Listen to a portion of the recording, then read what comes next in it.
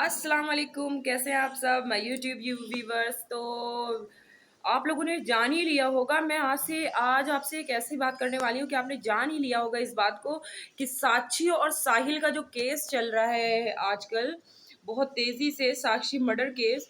तो उसको तो फिलहाल काफ़ी लोगों ने देख लिया होगा। तो अब मैं ये कहना चाहती हूँ कि ये क्या हो रहा है, ये क्या हो रहा है। मैं मुझे समझ में नहीं आता, मतलब कि क्या दीवानगी है, क्या जुनून है, इतना गुस्सा कि एक लड़की के सर में 40 चाकू मार दिया, वो भी नाबालिग लड़की जो सिर्फ 9th क्लास में पढ़ती थी, जिसने आपके प्रपोजल को ठुकरा दिया। अगर तो आपने उसको 40 चाकुओं से मार के फिर भी आपके सीने का गुस्सा कम नहीं हुआ, आपने पत्थर से उसका सर कुचल के और उसके बाद उसके चेहरे पे लाते मारी। ओ फल्ला, ये सिर्फ 20 साल की उम्र के लड़के का काम है जिसका नाम साहिल है। ये दरिंदगी, इतनी दरिंदगी।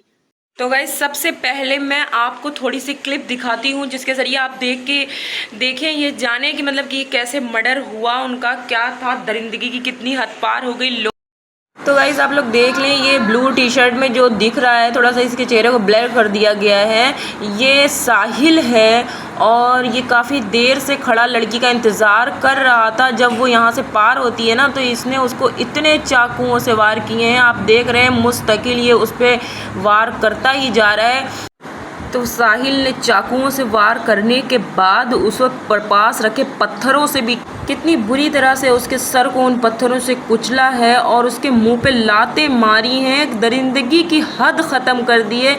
उम्र सिर्फ 20 साल। 20 साल के एक बच्चे के अंदर इतनी दरिंदगी आई कहाँ से कि इतना कत्ल, इतना खून का प्यासा होना। ये क्या हो रहा है माशरे में, ये क्या हो रहा है।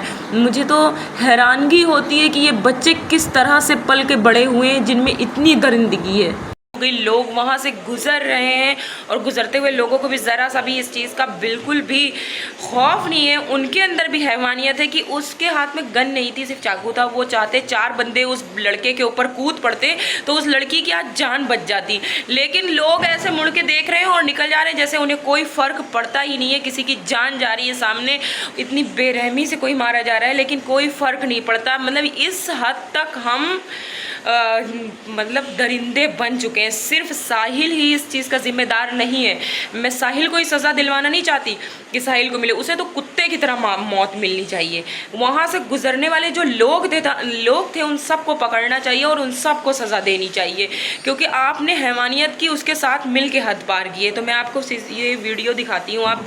तो पुलिस ने तो उन्हें पकड़ लिया है, उस लड़के को, साहिल को, जो अपनी बुआ के घर जाके छुपा हुआ था और बुआ के यहाँ बताया था उसने कि मैं यहाँ शादी में आया हूँ। पुलिस ने एक रात में ही वहाँ छापा मार के उसे पकड़ लिया। उसने बताया कि लड़की ने उसे किसी के ज़रिए धमकी दिलवाई थी। अब इसमें कितनी सच्चाई है कितनी नहीं, धमकी देने वाले ने बताया कि लड़की ने इसलिए धमकी दिलवाई थी क्योंकि उसने बताया था कि ये साहिल उसे तंग कर रहा है और वो इससे में इंटरेस्टेड नहीं है, बस इसी वजह से। बताया जा रहा है कि साहिल इस लड़की से बहुत दिन से कनेक्शन में था। एक तो मुझे ये समझ में नहीं आता, प्लीज़ आप बुरा नहीं मानिएगा, 7th क्लास 8th क्लास ये कोई उम्र होती है आपकी अफेयर करने की, आपकी चक्कर चलाने की, आपकी किसी के साथ मोहब्बत लड़ाने की। यार मुझे तो समझ यही चीज़ है, ये चीज़ ही है कि आप अपनी बच्ची के ऊपर भरोसा ना करें, उन्हें अपने काबू में नहीं रखते, उन्हें अपने कॉन्फिडेंस में नहीं लेते, तो वो दूसरों में मोहब्बत तलाश करने लगती। लड़कियों के दिल छोटे होते हैं, बड़े हसास होते हैं।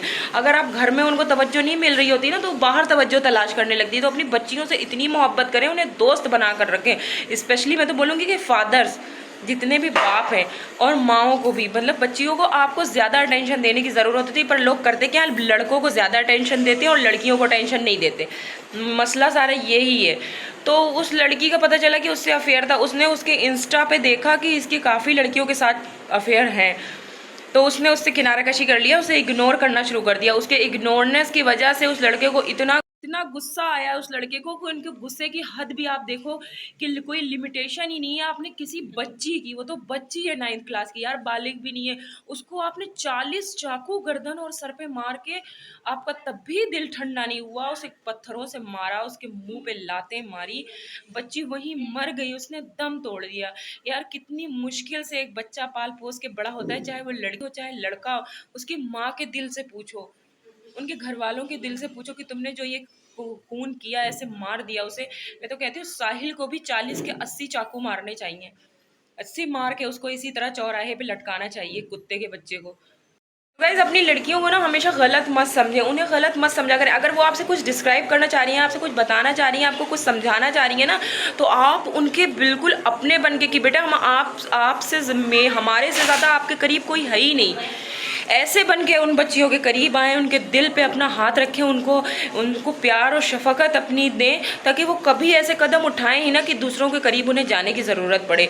लड़कियां बहुत ही बेकार दिमाग की भी होती हैं, मैं बोलूँगी बेवकूफ़ होती हैं कि बड़ी जल्दी दूसरों के बहलावे में आ जाती है। तो मेरा ये लड़कियों के लिए भी स्पेशल मैसेज है, चाहे वो हिंदू हो चाहे मुसलमान हो, कि इन सब चक्करों में पड़ने का कोई फ़ायदा नहीं। एक दिन ज़िंदगी में शादी होनी है, किसी न किसी ने आपके नसीब में आना ही आना है। ये बकवासों से आप लोग बाहर निकलो, इनके अंजाम सिर्फ यही होते हैं।